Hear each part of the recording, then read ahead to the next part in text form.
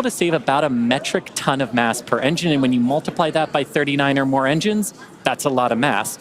And that mass savings actually helps us increase Starship's efficiency and the amount of payload that we're able to deliver to space and to Mars with Starship. But before we get to Mars, we still have a lot of important and critical development work to do, and it's flight tests like today's that help us do just that.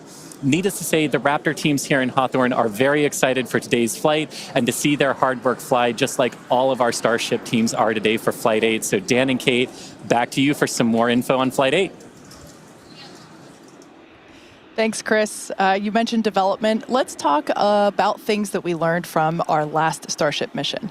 In January, Flight 7 of Starship generated lots of important data. That data led us to change some of our pre-flight testing for today's flight.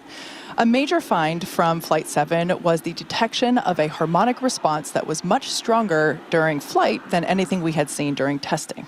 That's right. Rocket engines create incredible amount of noise, vibration that can pass through every component in the rocket itself. Flight 7, we saw those vibrations at a specific frequency.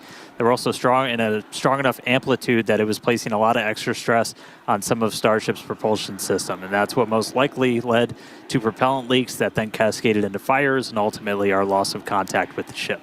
As part of our investigation, our team took this flight's ship through a 60-second static fire, which was 10 times longer than any previous static fire. The test cycled through throttle levels to recreate different conditions seen within the propulsion system during flight. You can see that on your screen now. We also tested hardware changes on fuel feed lines to Raptor's vacuum engines. The additional data we got from this test specifically led to some new hardware that's installed in the RVAC fuel feed lines, which are also unique to this upgraded version of ship. Those feed lines look like large straws. They run through the oxygen tank, and those are delivering fuel directly to those vacuum engines. The new hardware was successful in significantly lowering the strength of that harmonic resonance and relieving the extra stress on the prop system. And then just in addition to new hardware, we made a couple of operational tweaks, adjusting things like the temperature of the propellant as it's being fed to the engines, also changing the throttle level that we're setting those engines at on ascent. We also looked at where fires broke out in the attic, which is the unpressurized space between the bottom of the ship's liquid oxygen tank and the engine heat shields. Fires here resulted in loss of ship on flights 2 and 7, so we took steps to make it more resilient to leaks. We added a hefty purge system that uses gaseous nitrogen. Similar to the carbon dioxide system on the booster, it floods the zone with an inert gas to help prevent a fire. Yeah, we also increased the attic's just natural fire defense. We added some more vent holes that helps to keep that attic pressure close to vacuum. As Starship flies into space, makes it harder for a fire to ever exist. And then on the next generation ship, we're going to do the best thing possible and just start deleting some parts. Yeah, the best part is no part. The next generation of ship is going to use Raptor 3 engines, which are going to reduce that attic volume, and they're also going to eliminate most of the joints on the engines themselves that can leak into the space. In the end, these changes represent the core of our test program. We fly hardware in a real-world environment, learn from the data, make updates, and fly again.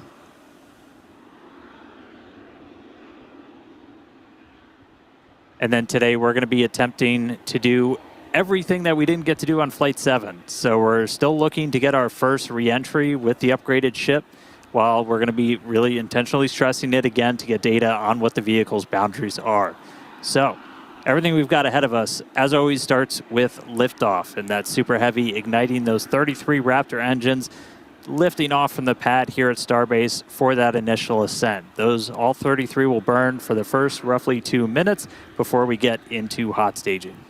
For hot staging, the second stage will ignite its engines while still attached to the first stage. That will create that stage separation. The booster will perform a flip maneuver and head on back to the launch site here just behind us.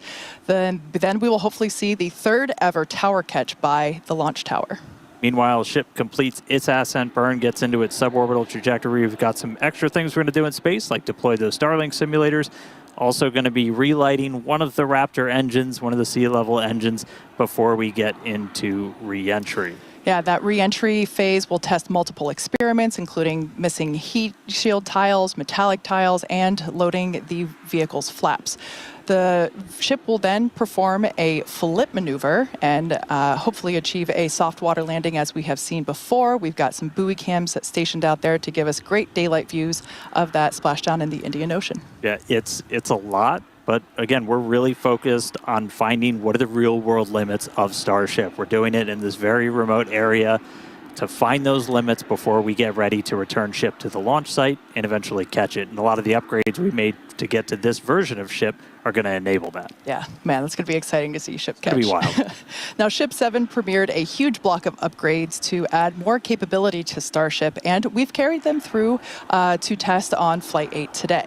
First, the forward flaps got a redesign. They have shrunk and shifted away from the ship's belly or the heat shield. You can see that on your screen there. This new position will reduce their exposure to heating during re-entry. We've also extended the length of Starship, and we've done this by 2 meters. This additional height gives us about 25% more propellant volume, which will aid in future longer duration missions. We also implemented propulsion upgrades, such as new fuel feed line system for the Raptor vacuum engines, as well as vacuum jacketing of feed lines and an improved propulsion avionics module. And you've heard us talk, a lot of the experiments we're running today are focused on reentry. We're intentionally removing a whole bunch of tiles all over Starship itself in this missing tile test. They're removed in critical areas this time, including over those propellant tanks, around some of the flaps, as we're really looking to use this flight to push Starship's capabilities. If we're not resilient to a missing tile and the backup ablative underneath, we need to know that. We also test a couple of different tiles on Starship, some metallic ones, one of which has some active cooling built into it. Avionics also underwent a complete redesign with 4 upgraded Starlink terminals. You can see the location there popping up on your screen. Those now combine Starlink navigation and radio frequency, as well as communications into a single unit. And non-structural versions of the ship's catch fittings have been installed to test thermal performance, i.e. do they survive re-entry, along with a smooth and tapered edge on the tile line to address hotspots we covered and saw in Flight 6. And we've got some radar sensors on the tower catch arms again, as we're just looking at different ways to measure distance between the arms and a vehicle. These ones are actually protected by kind of a modified version of our heat shield tiles. Catching the ship's going to be a little different from catching a booster. One of the key things is it's going to do that flip right before its landing burn that rapidly reorients your antennas, which you're using for navigation. So those extra sensors on the ground side help just add more layers of control as ship and tower talk together for the catch. And in another first, Starship will deploy 4 Starlink simulators. They are similar in size to our next generation Starlink satellites. Starship will have the ability to deploy our advanced V3 Starlink satellites, which will help further Starlink's impact in the coming years as we work to expand access to high-speed internet all around the world. Each Starlink V3 launch is planned to add about 60 terabits per second of capacity to the Starlink network. To give you some perspective, that's about 20 times the capacity we're adding right now with every V2 mini launch on a Falcon 9. Those Starlink simulators that we're going to deploy are on the same suborbital trajectory as Starship itself. They're expected to demise upon entry. Starship's trajectory looks super similar to our last couple of flights. Splashdown is targeted for the Indian Ocean. And then on top of all of that, again, we are planning to relight one Raptor engine while in space. That just helps us get data on the in-space burns and show Starship is capable of deorbiting. Speaking of deorbiting, thanks to Starlink, one of the hallmarks of these Starship missions are the incredible views that we get throughout flight, and especially during re-entry, as evidenced by many a phone and desktop background around here. Yeah. Every day, we're working to expand the Starlink network both on Earth and in space. For how this all connects us to the big mission, let's head back to Chris. Thanks, Kate. Personally, I love all those epic views of the plasma wrapping around Starship during re-entry. Can't wait to see that later today. And fans of Starship may know that Starlink enables us to bring you lots of unprecedented views, both from space and here on Earth. Starlink is the world's largest satellite constellation operating in low Earth orbit today to deliver high-speed, low-latency broadband internet and connectivity, specifically for missions like Starship today. And as you can see on your screen, Starlink brings us many other views because of its capabilities. In addition to the dozens of cameras on Starship itself, we have mobile camera kits with Starlink deployed in the Indian Ocean, which is what you're seeing some footage of right now on your screen from a previous mission. You'll notice the Starlink mini dish in the foreground here as Starship lands in the background. Just what an image that captured from an earlier flight. Now, Starlink also connects our aerial and cinematography units on the ground at Starbase, which will help us deliver the incredible drone shots leading up to launch today. And here on your screen, you can actually see us moving the flaps, preparing Starship for flight, making sure all of the aero surfaces that need to move during flight can do so in the way that we need them to. Now, on Starship itself, Starlink will enable Starship today to stream more than 120 megabits per second of real-time, high-definition video and telemetry in every phase of flight, including views like you're seeing right now of those flaps moving. This not only helps provide those views, but it also helps give our engineers an incredible amount of data to help us rapidly and iterate across all parts of the system as we move through our development program. And all of the streaming data today will definitely be put to good use with the more than 30 cameras on the vehicle for flight. But providing epic views is sort of a side quest for Starlink. Its main job is obviously to provide internet access for people around the world, many of whom who have never had connectivity before. Now, today, Starlink serves more than 125 countries, territories, and other markets with over 5 million active customers and counting. And there are just so many inspiring ways that people are using Starlink all around the world and in space. And hopefully today, in a few minutes, everyone will get to see more inspiration about what our future in space looks like. And Dan and Kate, how are we looking for Starship's flight today? Thanks, Chris. We are looking forward to those views as well. In fact, we're getting ready to launch Starship in just over 8 minutes. Now, as for a couple status updates, working no major issues on the vehicle. Range is emerald green, you could say. Everything looks great in terms of the sea and airspace here in the Gulf of America, as well as in the Indian Ocean. Of course, we want to make sure both areas are clear as the ship will be splashing down in the Indian Ocean while the booster is going to be coming back to us at the launch site just a couple miles behind Dan and I. Weather, you could call it a silver lining that we had to delay from Monday because holy moly, visibility is 1,000 times better today and it's going to make for some really great views. Now leading up to today, we did stack the vehicle later last night. Flight controllers reported to their consoles earlier today. The site was cleared and the range team was deployed.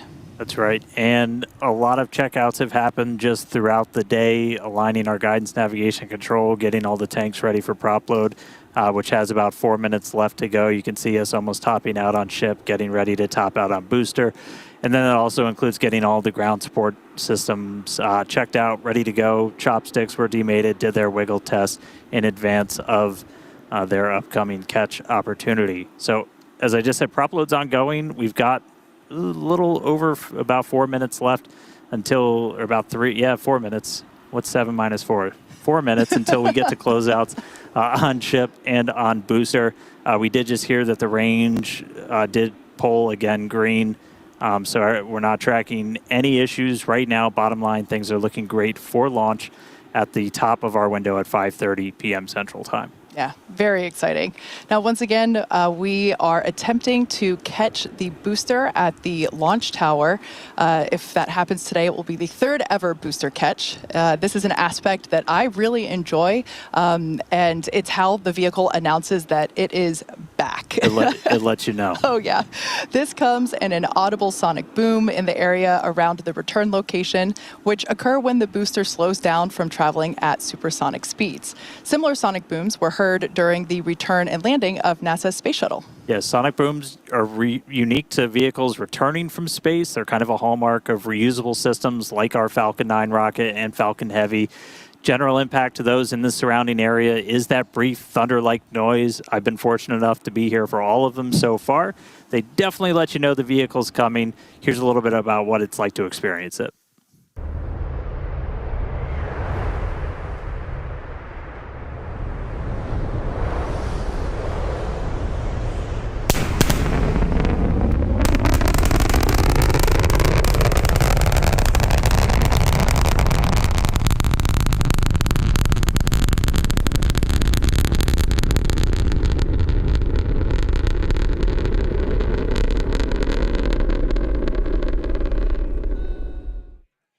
And as someone who grew up hearing those sonic booms as the shuttles landed in Florida, and now hearing them for Falcon and Starship as well, they really are something to experience. And when you hear them, you just know it's a spaceship telling everyone that it wants to be reused. Great sounds.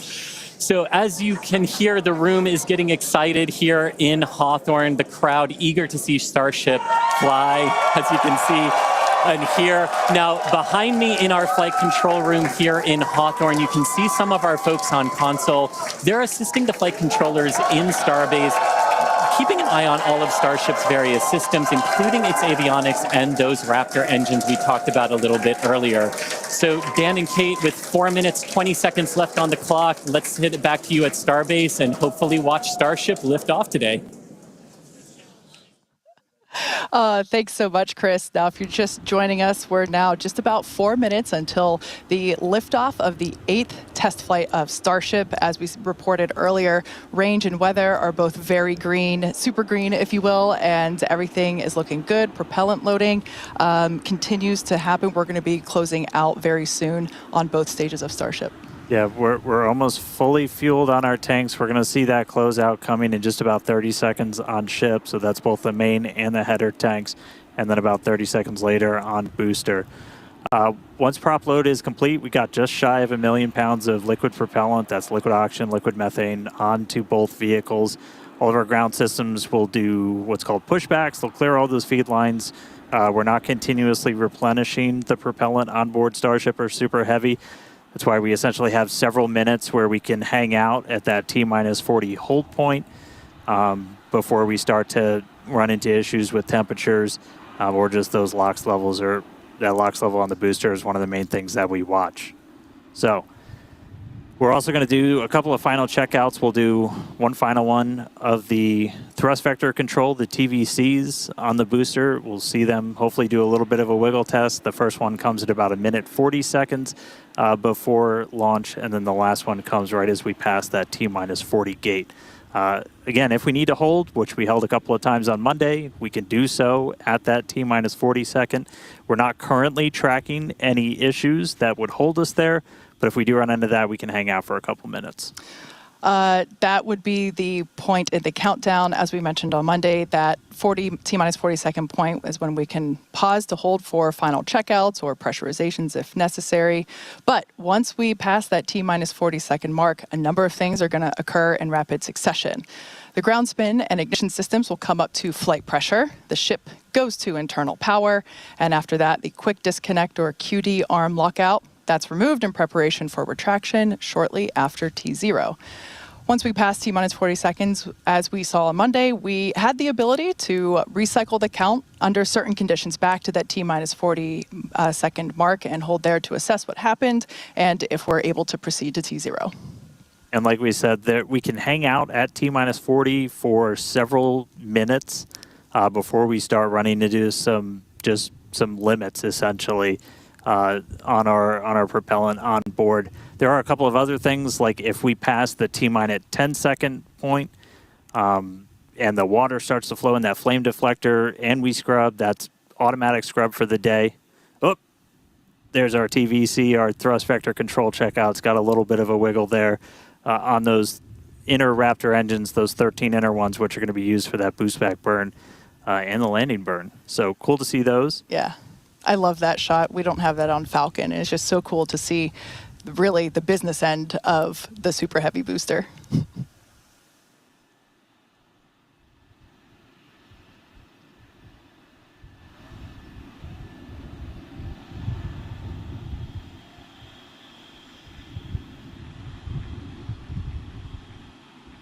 Ten seconds away from that T-minus 40 hold. We'll see.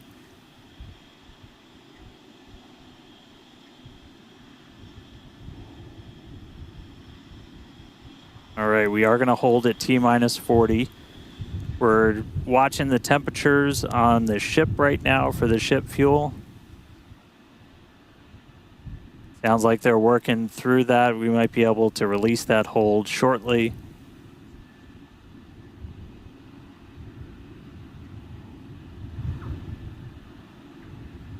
All right, sounds like we're going to be able to reset those holds, not tracking any other holds.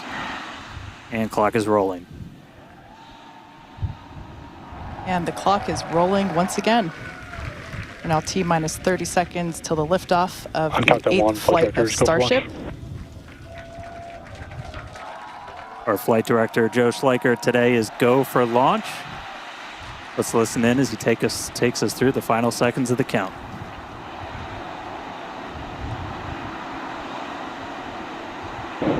T-minus 8, 7, 6, 5, 4, 3, 2, 1.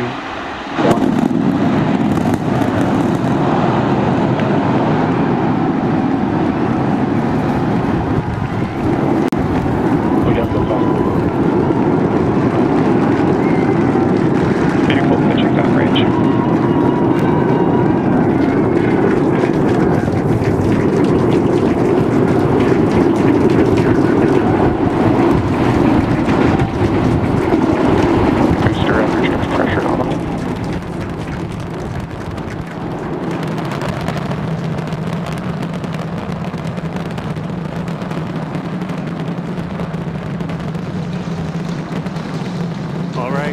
A little over 40 seconds into the flight. We are seeing 33 out of 33 Raptor engines ignited. Boosters pushing us downrange over the Gulf. Next milestone coming up in just under 10 seconds is going to be max Q, that max aerodynamic pressure.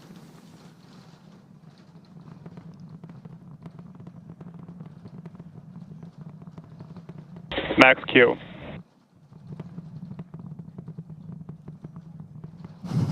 All right, so we're through max Q. That's the heaviest stresses it's kind of seeing on the way up. Wow, that was pretty incredible. I'm still recovering. That was amazing. Beautiful views of the vehicle on ascent, pitching downrange away from the launch tower. Next thing coming up is hot staging. So we're going to look for 6 engines to ignite on ship while we're still attached to the top of the booster. We'll see all but those 3 center engines shut down on booster.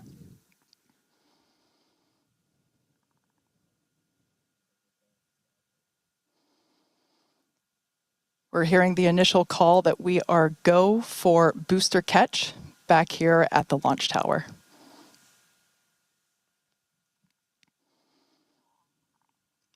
Coming up now on hot staging, the ship's engines will ignite while still attached to the Super Heavy booster, and also while Super Heavy booster will still be under power itself. The clamps holding the 2 stages together are going to release, and Starship second stage engines will Booster ignite. engine cut off. Ship engine startup. Stage separation. Boost back burn startup. There we go. Ship engines, all 6 Raptors ignited. We're doing that boost back burn. Looks like we got 11 of the 13 that we command for that, so that's going to start sending the booster back. We are still go for booster return, even with 2 Raptors out during that boost back. We can do a full duration one. But chamber push is nominal. Looks like we got a ship, 6 engines heading into space, and then we got a booster hopefully on our way back to Starbase. How's everything going in Hawthorne, Chris? Everything is looking good. The crowd eagerly followed that ascent and now watching the booster coming back. So as you can see on the left-hand side of your screen here, that is ship continuing. And that's a great view of ship continuing on its way to space. They're looking, that's inside the camera, inside the aft skirt, looking at the Raptor vacuum and the sea level engines. The sea level ones there in the center of your screen under our T+ clock. You can see our boost back burn. We're down to 3 engines on the boost back burn. And you can see ship on the right-hand side of that telemetry with 6 engines lit, continuing its ascent to orbit, already over 100 kilometers in altitude. The booster 87 kilometers in altitude and continuing its trek right now back to the landing site and catch site. There's a shutdown. And we just heard a good call out for boost back shutdown. The next thing we should see on our screen is the separation of the hot stage from the Super Heavy booster. We jettisoned that because we do not need it for the landing, but on future iterations of the Super Heavy, that hot stage ring will be incorporated into the booster and we will get it back. But for today, you can see it on the right-hand side of your screen there, just separating off from the right-hand side of the booster. You can also see the booster doing its liquid oxygen dump there, which is exactly what we would expect for it to do as the booster gets itself configured for the landing here. Now, meanwhile, Starship will continue to coast after it reaches orbit for about 40 minutes or so up to an altitude of 214 kilometers, but it's still got a ways to go there, currently accelerating past 7,500 kilometers per hour there in velocity. And just look at those great views of the booster coming back. The Gulf coastline there just looks absolutely gorgeous. Starship is on a nominal trajectory. And there we hear nominal trajectories all around. And Dan and Kate, we're at 5 minutes, 15 seconds here into the flight. Everything looking good for the Super Heavy and for Starship today. What's it like there at Starbase as we get ready to catch? It was incredible, Chris, to be able to see the mock diamonds with my own eyes. That was amazing. We are standing by for return of booster back to the launch tower. We have heard that we are go for the catch of the booster. Yeah, this coming from one of our long-range tracking cameras, we're able to see the hot stage separate and fly away. So coming up in just about 30 seconds, we're going to look for the landing burn. We're going to command those 13 inner and middle ring engines to turn on. 13 initially, they bleed off all of that velocity as we're slowing down from supersonic speeds, eventually moding down to only 3 engines for that precision flight into the tower. Right now, booster using its 4 hypersonic grid fins to help guide itself through this atmospheric entry back for its precision landing at the launch site. Once again, we're going to ignite first the Center 13 engines. We should see that coming up here momentarily. Engines in startup. This is going to come down to 3 engines as the booster slows down for its landing. And we just heard the sonic boom.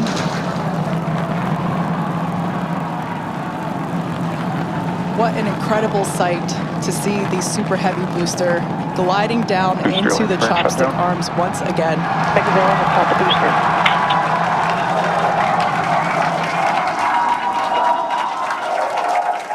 Stuck the landing. Wow. That will never get old. All right. We saw 12 out of 13 light for that landing burn. Booster still able to make its way with that final precision burn on the 3 engines in for the tower catch. So booster caught. Meanwhile, keeping an eye on ship. Still got 6 Raptors burning. Those are going to continue for about another minute until we'll get to the Starship engine cutoff. Really cool view. Again, a million shout outs to all of our avionics team who make these cameras possible for us. That's looking right down inside essentially the skirt area of ship where you can see a pretty good view of all 6 Raptors, especially those 3 inner ones, one of which we're going to hopefully relight a little bit later. And we just saw some engines go out. It looks like we are losing attitude control of the ship.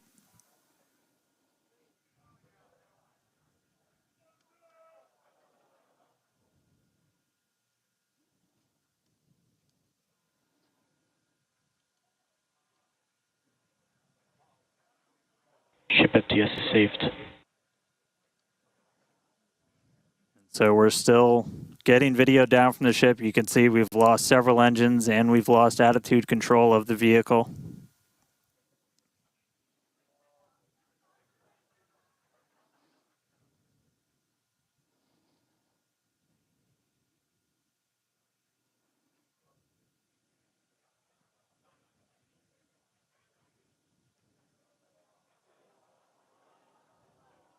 So we'll continue to stick with it.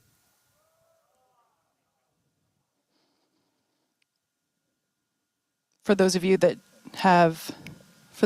just recently joined us, we had a successful liftoff of the 8th test flight of Starship, followed by a successful stage separation. We saw the booster, actually, you can see it just behind us here. The booster had a successful catch back at the tower.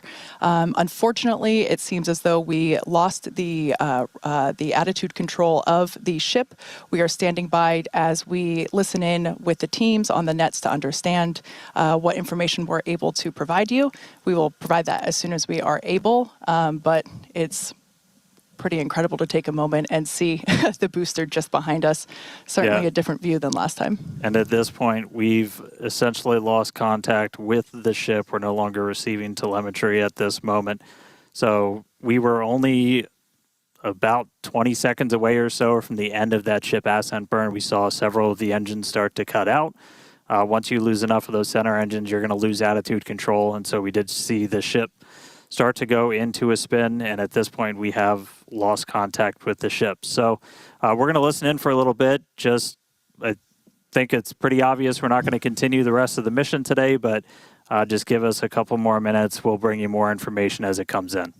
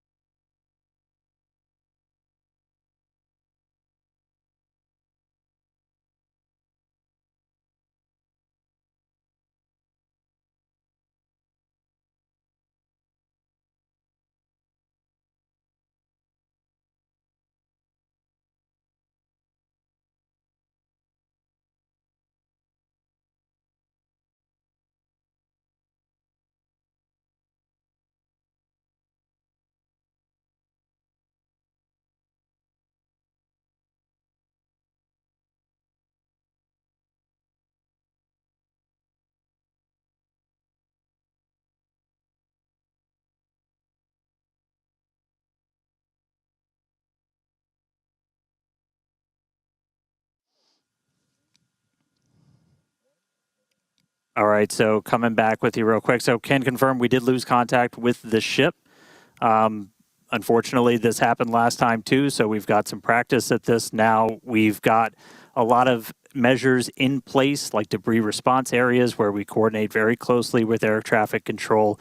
We have a lot of measures put before we ever launch a rocket to make sure that we're keeping the public safe. Those worked last time, and they're actively in work right now. So Just to recap real quick, everything we saw, we lifted off right at the top of our window, essentially at 5:30 p.m. Central Time. Booster was able to get us all the way up into space, made its way back here. It's sitting on the tower right behind us, our third ever catch. Starship ignited all 6 of its Raptor engines. It was just about 20 or 30 seconds away. We'll get exact times from the end of its ascent burn when we started to see some engines go out on ship, eventually lost attitude control, and then lost contact with the ship shortly after. So obviously a lot to go through, a lot to dig through. We're going to go right at it. The primary reason we do these flight tests is to learn. We have some more to learn about this vehicle, but we're going to be right back here in the not too distant future, and we're going to get a ship to space. Yeah, you're absolutely right. We fly to learn, and we're learning a lot. And as is the case with developmental programs such as the Starship program, progress isn't always linear. So at this point, we're going to close out our webcast for the day. But before we do, we'd like to give a shout out to our viewers, of course, as well as our partners, both here in Cameron County and around the world. Now, once we know more about the mission today, we'll provide you with updates on SpaceX.com as well as at SpaceX on X.